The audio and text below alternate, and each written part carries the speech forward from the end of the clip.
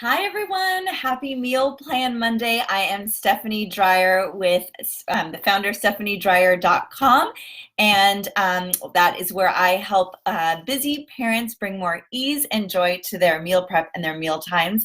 I am a plant-based meal planning expert with 3 kids who are not vegan. My oldest is a vegetarian, and then my 2 others and my husband are not. I am the primary cook and grocery shopper and meal planner in the house, so we eat plant-based at home, and I am here every Monday at noon Pacific Standard Time sharing my tips and advice, recipes for sharing plant-based foods with your family, whether or not you're 100% vegan or not. And today we are focusing on Thanksgiving. I cannot believe we are 2 weeks out, and or a little over 2 weeks out. And I'm so excited because this year I'm hosting. And so I've got lots of stuff to talk to you about today about actual meal prepping and planning for the big feast. Last week or 2 weeks ago, I talked about what to cook for a plant-based Thanksgiving. So whether you're hosting the whole thing, you're bringing a bunch of dishes, or maybe just need a couple side dishes to add to somewhere you're going, make sure you check out that video over on my website, stephaniedreyer.com. I have a whole blog up about it as well with links to recipes of what to cook. But today we're going to focus just on meal prepping and planning for the big day. So it's my goal for Thanksgiving, because it's such a time of gratitude, is to try not to get overwhelmed. This is a busy time of year for any of us, but as parents especially, we're trying to fit in a lot of things during this time of year. So with anything I do, and this is how I approach meal planning and meal preparation for my family as well, is I plan it out and I make it work for my schedule. I break it up into chunks. So that's what I want to talk about first. I'm going to look at my notes here. Okay, so my goal is, by the time I sit down or I welcome guests at my door, I've been calm for about half an hour, everything's been done, and I'm just pouring myself a glass of wine, and I have a half hour to myself to enjoy and take in the moment of gratitude, set an intention for an attitude of gratitude before everyone arrives. So that's my goal, and my intention for you today is, as I share these tips with you, I hope that you're able to take a few things away so that you are allowed some time before everyone arrives, so that you too can set that intention for yourself. So like I said, I'm hosting this year, and besides just the cooking when you're hosting, you also have the cleaning, the shopping, the decorating, and all of that to do. So like I said, I break it up into bite-sized tasks, and the first things I do is I look at my calendar and I divide up not just the menu. So I'll look at the menu and see, okay, and I'm going to go a little bit into some details about that. But I also look at the other tasks that I need to do that I just laid out, like if there needs to be cleaning done, if there needs to be centerpieces need to be made or ordered, whatever it is, I kind of put together a laundry list of what all those tasks are. And I'm going to break those out in just a second. And then I divide those up into my calendar. And I'm going to give you a little timeline in a minute too of how to break this up. So we're 2.5 weeks out. Don't despair. You have time. If you're not exactly on the timeline I'm going to share with you, but it's a good for futures. You can apply this to your Christmas and Hanukkah planning as well, or any big holiday gathering that you're organizing. So the other tip I want to say before I get into the specific timeline and schedule is to delegate. So you're going to divide up things into chunks and break it up into your schedule. And the second thing you're going to do, or that I recommend doing, is to delegate or give assignments. So we are busy mamas and papas, right? But everyone, it's not all up to us to do. I know I often feel like I'm the one responsible for making it beautiful and special. And I also hold a lot of control, and I don't want to let go of that sometimes. But you know what? People have more of, your family's going to feel more a part of the celebration if you welcome them into it and invite them to participate. And I know my husband's always happy to participate if I just tell him what to do. He's just like, tell me what to do. I don't know what to do. So I'm trying to get better about that, something I'll encourage all of you to do as well. So delegate and give assignments where you can. If you've got little ones, They can help set the table, put silverware out. They can make place cards. Your husband can help with some of the shopping or set the table while you're making some of the dishes for the meal. So those are some ideas there as well. For grocery shopping, I like to do the big stuff, and I'm going to take you through my grocery shopping plan for Thanksgiving in a sec. But I like to do the big trip, and then like a couple days before where we need to pick up just like the produce perishable items that I couldn't buy on my weekly shopping trip, I'll ask my husband to do that for me because I know he can't mess that up. No disrespect to my husband, but he's not always so good at the store. Okay, so then the other tip I have for you, so just to recap, is you're going to break up all the to-dos. First, you're going to make a list of to-dos. Second, you're going to break up the to-dos into your calendar. Third, you're going to delegate and give assignments where you can. And fourth, you are going to take some help from the store where no one is going to notice. So for example, I always like to do like a crudité, like in the shape of a turkey, and serve that with a hummus or a dip. That's one thing that I can save myself from and have someone else either bring the dip, or I can purchase that dip from the store, right? I can buy a hummus. I don't have to make a homemade hummus. If I have time, great, but that's not something I need to do. The other thing is pie crust. I am not a baker, and I have no shame. Whole Foods sells some great vegan frozen pie crusts that work just great in my pecan and pumpkin pie. And I have no problem taking help from the store. No one notices the pie crust. They're all excited about that filling. So that's another idea for you, just for starters. Same with my vegan cheeses. I love to make vegan cheeses, but they're really time consuming. There are some great artisanal brands out there where I don't need I can just buy a couple cheeses and make a nice cheese board and save myself some time. So, okay, so let me break it down. I'm going to break it down for you. I'm going to share this on my website later today in more detail on the blog. So, but if you want to just take some notes, I'm going to reference, this is my weekly meal planner, and this is where I outline what I'm cooking for the week for breakfast, lunch, and dinner. But I also have a section here called prep plan. So I wanted to point this out to you because I'm going to be using this next week for Thanksgiving. I use it every week, but especially in addition to my meal planning for the regular week, I'm going to be using this prep column especially to lay out all those Thanksgiving tasks that I'm going to go through right now. So those will be reminders to myself to be like, okay, tonight, in addition to whatever thing I'm doing for dinner, you're going to batch the mashed potatoes, or you're gonna make the pie filling, whatever it is. I'm gonna use this to my advantage. I want to point this out to you because this is really a lifesaver for me. It takes the thinking out of not only what to cook, but it also takes the thinking out of what I have to do every day. At the end of the day, I just want to show up in my kitchen and let go and relax and look at what recipes I have to do, make them, and just breathe. Basically, it's the one time where I can just go, okay, it's all thought out for me. I don't have to do any thinking. My instructions are right here. The recipe page number is here, and it's really easy. So when you write it all down, and it's just like your map, and it's really simple. You just look at it and you're like, okay, this is what I'm doing, and you've already synced it with your schedule. So you've made sure that the tasks you're assigning to those days are doable on those days and work for your schedule. And I'm going to talk about that in a second. So, and if you want a copy of this, I'm going to put the link up in the description of this post afterwards and in the of the video so that you can get a link. It's totally free, and you can download that for yourself if you want to use it as you do your planning.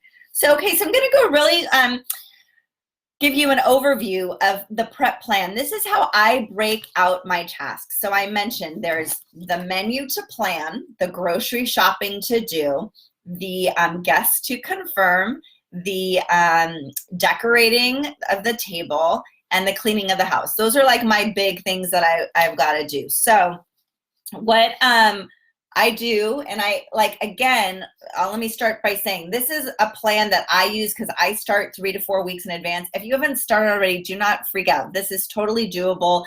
Basically from 2 weeks, the bulk of this 2 weeks and on is where we're at right now, and that's exactly where you need to be.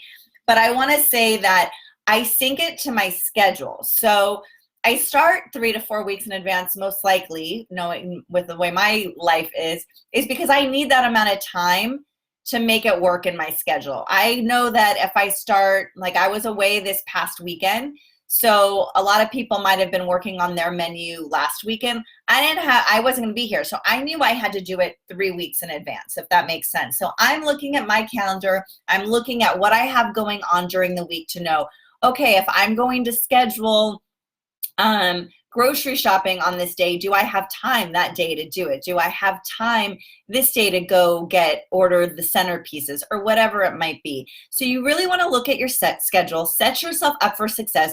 Don't add a ton of tasks to a day or a time frame when you know you're already going to be exhausted and running around. So if you can look at your calendar and kind of chunk it all, break it all up into pieces over a larger array of time, of course that's going to help you. So I wanted to say that first. So that's why I started 3 to 4 weeks in advance with planning the menu, confirming my guests.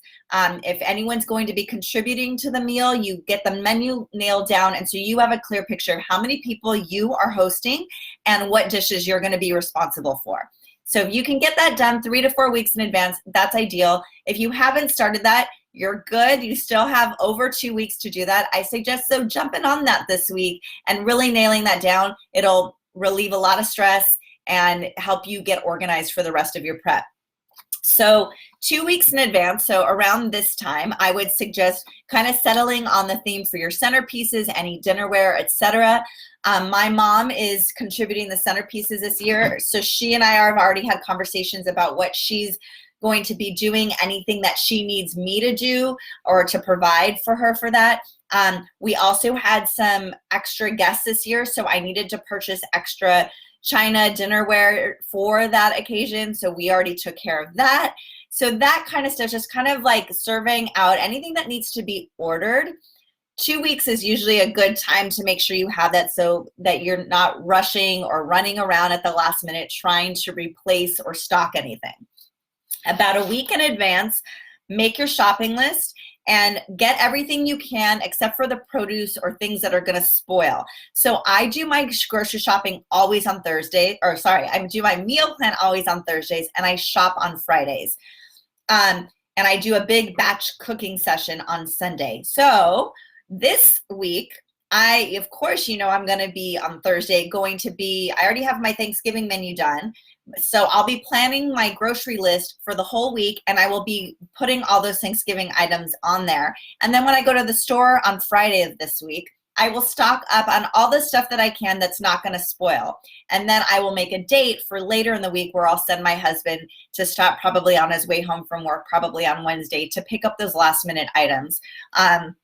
That won't affect whatever I'm batch cooking on the weekend. Hi, Marcia. Thank you for joining. We're just talking about Thanksgiving meal prep and how to break it up into chunks so it feels manageable. So that's 1 week in advance. We're going to do the shopping. And then I'm also this week going to I just learned, like I said, my mom's doing the centerpieces. I'm in charge of the place cards. So I'm going to nail down whatever my place card thing is going to be. And I'm going to try to get that done this week so that next week I can dedicate it all to cooking and cleaning. So that's my goal there. 3 days ahead, like I just mentioned, I would shop at least 2 to 3 days in advance. Shop for any of those spoilables, any produce that you need for the salads, anything like that you're going to need that you couldn't buy when you were doing your regular grocery shopping trip. And notice I'm not adding really that much of a grocery trip to my schedule for Thanksgiving. I'm trying to get everything done in advance. Oh, and I should mention, if you're ordering any food, you want to make sure you do that around this time as well. Like I've pre-ordered my vegan turkey. I know I want to order some vegan cheeses, artisanal vegan cheeses. So I'm doing that this week. So any kind of special order items you want to do this week along with your grocery shopping, so you're stocked, you're ready to go. And that way you're not worrying about rushing. And I like the idea of building my regular Thanksgiving meal into what I'm already doing at the regular grocery store during my regular trip, so it doesn't feel extra. There might be a few extra items on my list, but it doesn't feel heavy and extra and adding too much to my regular routine. So 3 days ahead, I mentioned getting any of that remaining produce. And then if you're making centerpieces, if they're not floral, I would get them done. My mom actually already has all her centerpieces done, and we're 2 weeks out. So again, like if you can get that stuff done ahead of time, that's my recommendation. Sometimes you can if they're floral. So I suggest doing that a couple days in advance. If they're floral, you probably got to do it the day or so before. And then 2 to 3 days ahead is when I start the cooking. And I break my cooking out 2 days ahead, 1 day ahead, and the morning of. So on 2 days ahead, I do any kind of desserts and appetizers. So if I'm doing anything that I can in that area, I do that. Pies will stay fresh for 2 days. Appetizers will stay fresh. I don't do produce. The produce stuff I don't do, but if there's a dip, a sauce, something like that, I plan that and I prep that 2 days ahead. And it might just be like prepping so that it just needs to go in the oven or get reheated that morning. Super simple, trying to take one thing off my plate for the morning of. A day ahead is when I try to do all of my sides and any so I mentioned 2 days ahead, I'm doing appetizers, desserts, and like dressings or dips. 1 day ahead, I do the sides. And so there I might do my sweet potatoes, and these are sides that are not vegetables. I will do my sweet potatoes. I will do my mashed potatoes. If I'm doing a mac and cheese this year. So I will do all of that the night before. So again, those things can just be reheated, and usually those types of things taste even better when they've had a chance to sit and the flavors have a chance to kind of meld together. If you're doing floral centerpieces, that's when I do my floral centerpieces a day ahead. And then I also set the table. And this is where I take out all the servingware, all the utensils. This is one of those tasks I delegate to my husband while I'm in the kitchen after work that night, making those sides. He's setting the table with the kids, and they're putting the beautiful table together, so I don't even have to worry about that. So when I go to bed the night before Thanksgiving, the table is done. And then the morning of, I'm really just reheating anything that needs to be reheated, and then doing all of the vegetables and salads. So for me this year, that's about 3 things. There's a salad I'm doing, but remember I'm going to do the dressing the night before. So it's the salad, and then I have 2 vegetables I'm doing, a green bean and a Brussels sprout. So, and then I'll obviously heat my vegan turkey that I'm purchasing. I have pre-ordered from the store. So really, I'm only making a couple things that actual morning. And I do my rolls. I have this really pretty bread thing that I do with roses. I roll the dough into rosettes and do a thing like that. So that is how I break up my meal prep. I hope that is helpful. Hi, Angie. Hi, Gail. You guys are catching me on the end, but I'm just finishing up my meal prep, breaking down how I chunk it out so I can have an attitude of gratitude the morning of Thanksgiving and just not feel overwhelmed. So I chunk it out. I break it up. I hope this has been helpful.